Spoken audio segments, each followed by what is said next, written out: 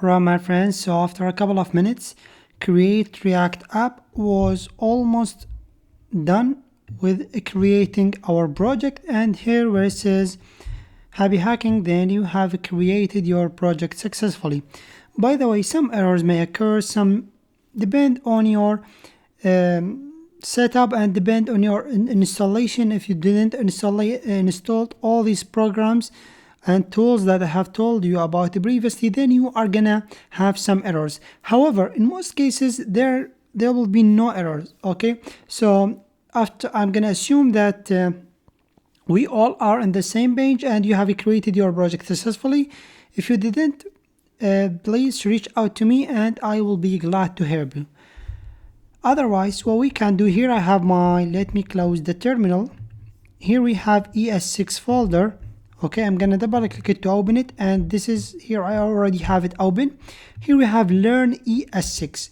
I'm gonna drag it and drop it inside or on my Visual Studio Code. Okay, so I just want to expand, or I want to learn more about the project.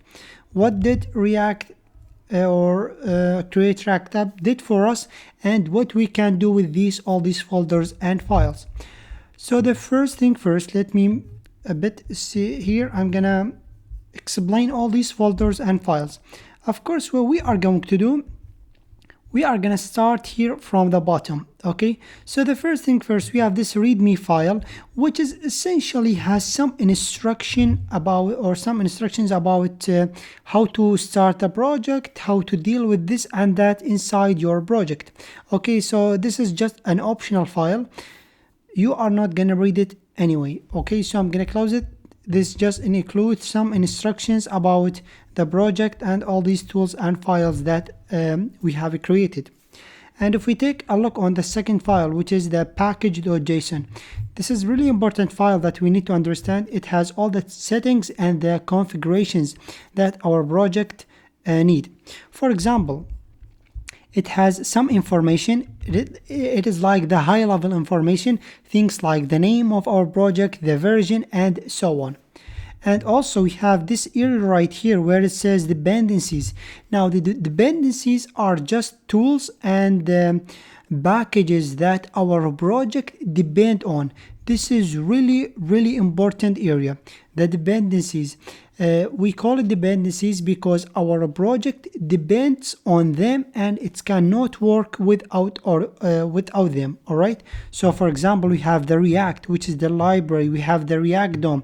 It is responsible for rendering any content on the DOM. We have React scripts, which is essentially a library or a package that gonna allow us to run some scripts that comes with React. We have some of the testing library that we are not gonna use it because this is really most of it for the React developers for the web. Right, we have the scripts which essentially control our project, where we can go to different area using these scripts, run our project, test our project, build it for production, and so on.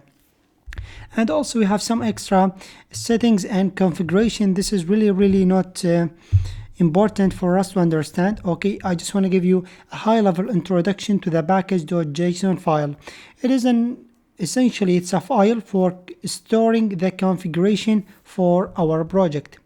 Close it right now. Okay, we have the package-lock.json. This file right here contain all the details information about the dependencies that we have here inside the package.json. So for example, we have these dependencies, and these are just for example, we have only the name and the version. Okay, for this package, for example, we have React and we are using this version of React, but the details of this package right here is stored in the package-lock.json file. All right, so as you can see, it's a long file. Okay, what I will do, I will close it. So it is like detailed information about our package.json file. We have .gitignore. This file right here tells Git to ignore and contain some files. Okay, for example, if you are working with Git and GitHub and version control, then you are gonna use this file. But in our case, we are gonna use it once again, most of these files for web developers, and it's not for us. So .git ignore, essentially it's a file for the source control or Git and GitHub. Now, one of the most important folders, it is the source and the public file or the public folder right here. Now, the source folder contain our development code. Okay, so we are gonna write all the code right here inside the source folder. Okay, we as developers, we are gonna write JSX, we are gonna write React, we are gonna write a lot of code inside our source folder. Okay, and eventually the folder that it's gonna be deployed to the user, to the production environment, will be the public. Okay, why is that? Because our application going to take everything that we are gonna write inside the source folder, and it's gonna render it inside our HTML file. Okay, once again, in the source folder we have some development files that we are gonna work with them later on. Okay, what you can do, I want you to go ahead and delete, for example, the app.css. We can delete the test, we can delete the index.css, we can delete the logo, the server worker.js, and the test. So what I will do, I will delete all the unnecessary files that come by default for web developers. Okay, so once again, I'm going to delete most of these because we do not need them. Okay, so I'm going to delete everything except the app.js and the index.js. Why I'm going to do that, I'm going to tell you in the next video. Okay, so I have selected most of these. I'm going to delete it. Okay, move to trash. I'm going to move them. Okay, now let's go ahead and expand the app.js. We have some code that's written by default for us. Once again, I'm going to select everything and delete it because we want to start from scratch. Okay, so this is the app.js. Okay, and if we take a look on the index.js, we have some code that it's also written by default for us. What I will do also, I'm going to delete, but not everything. I'm going to delete this line because it's contained the server worker or the service worker file that we have deleted. So I'm gonna also delete it. We can delete also this thing right here and also all these kind of stuff. So I'm gonna keep this as simple as I can. Okay, so as you can see, essentially the index.js, we are importing React because we are gonna use it. In any file inside the create React app, you must import the React package. Okay, otherwise the files will throw an error. Okay, even if you cannot see any React here any React word, but you are gonna use it. We have the React DOM. Okay, this is really important thing. I'm gonna tell you now what it's gonna do. Essentially the React DOM, okay, it's a package that will help us to connect the web browser. Okay, and I'm gonna tell you why, how that's gonna work. So the React DOM right here, essentially it has a render method. Okay, the render method, what it's gonna do, it's gonna go ahead and render the app component, okay, or the app page or the app code inside our root or our root div. So we can see document.getElementById. It's a normal JavaScript. Essentially the document or the web browser .getElementById, essentially it's gonna look for an element with an ID of root.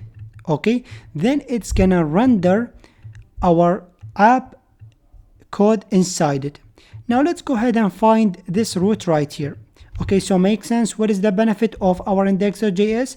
It is gonna render the app, okay, inside our root.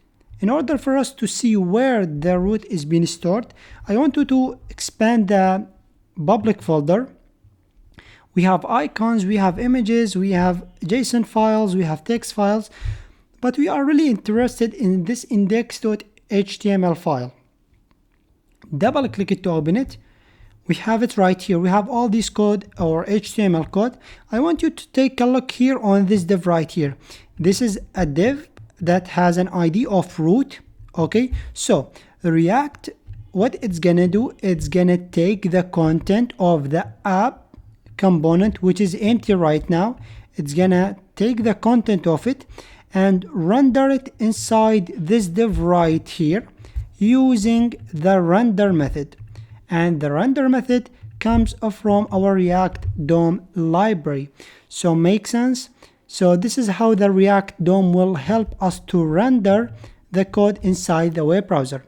Now these are all the files and folders that have been created by default with Create React App. We have the node modules, which contain all the code for our dependencies. Now once again, we have the dependencies right here, okay, and these are the names and the version, okay, and the in-depth information for these libraries is stored right here, okay, but the code for them, it's stored inside the node modules, okay. So once again, the only thing that you need to care or take care of it is the source folder right here, and ignore everything else. Hopefully that makes sense. This is like an highly overview of the files and folders that have been created by Create React App. The next video, I'm going to show you how you can start writing our code. Hopefully that makes sense. See you in the next one.